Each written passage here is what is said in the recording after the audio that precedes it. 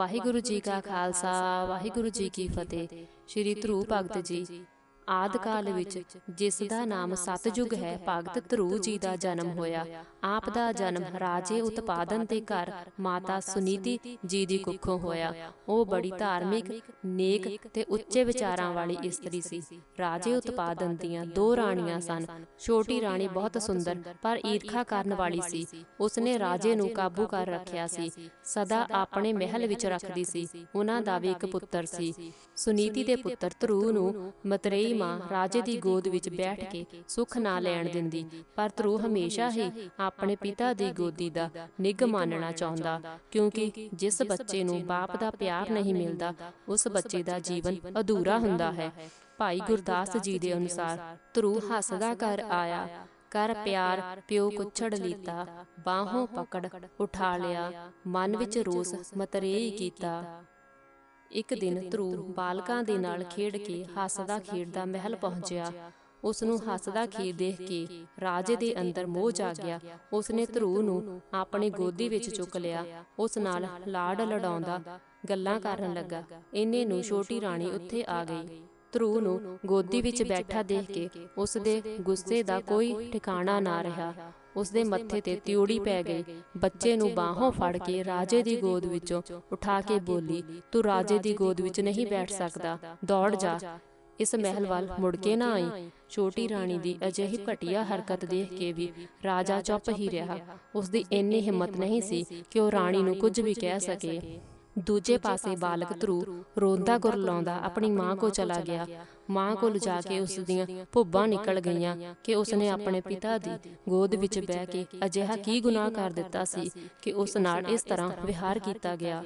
ਪੁੱਤਰ ਨੂੰ ਰੋਂਦਾ ਦੇਖ ਕੇ ਮਾਂ ਬੋਲੀ, ਕੀ ਹੋਇਆ ਮੇਰੇ ਪੁੱਤ ਨੂੰ, ਕਿਸੇ ਨੇ ਮਾਰਿਆ ਹੈ? ਤਾਂ ਧਰੂ ਨੇ ਕਿਹਾ, ਮਾਂ ਮੈਂ ਪਿਤਾ ਜੀ ਦੀ ਗੋਦ ਵਿੱਚ ਬੈਠਾ ਸੀ, ਛੋਟੀ ਮਾਂ ਨੇ ਮੈਨੂੰ ਉਠਾ ਦਿੱਤਾ ਅਤੇ ਬਹੁਤ ਬੁਰਾ ਭਲਾ ਬੋਲਣ ਲੱਗੀ ਕਿ ਤੂੰ ਬੈਠ ਨਹੀਂ ਸਕਦਾ।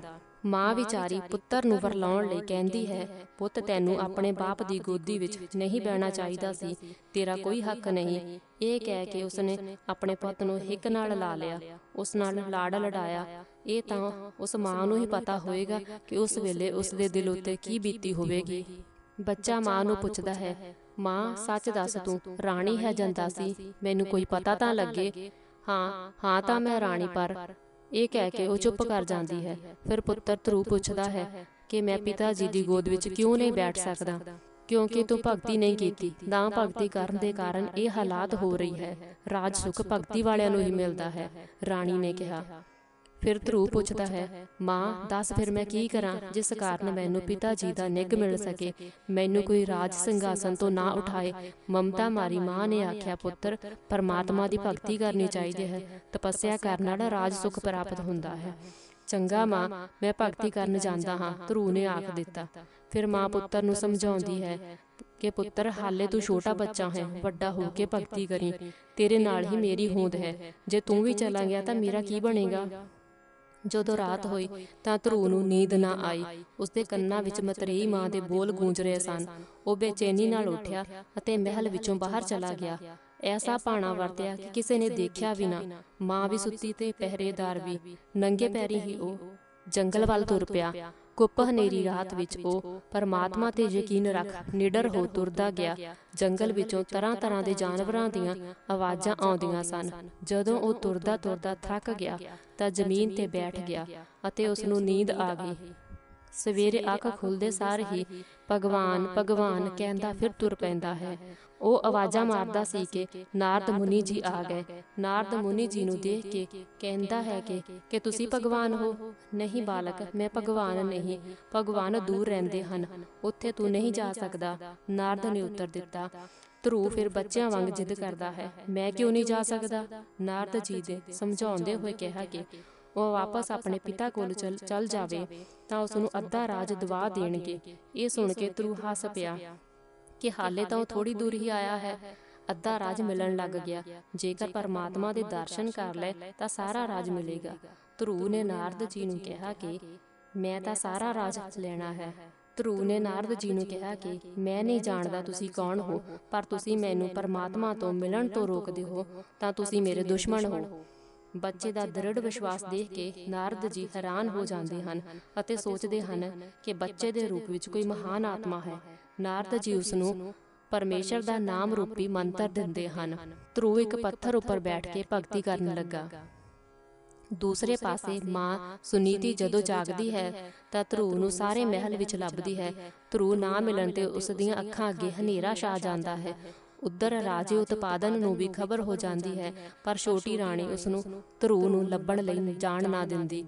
ਇੰਨੇ ਨੂੰ ਹੀ ਨਾਰਦ ਮੁਨੀ ਜੀ ਹਰੀ ਨਾਰਾਇਣ ਕਰਦੇ ਉੱਥੇ ਆ ਜਾਂਦੇ ਹਨ।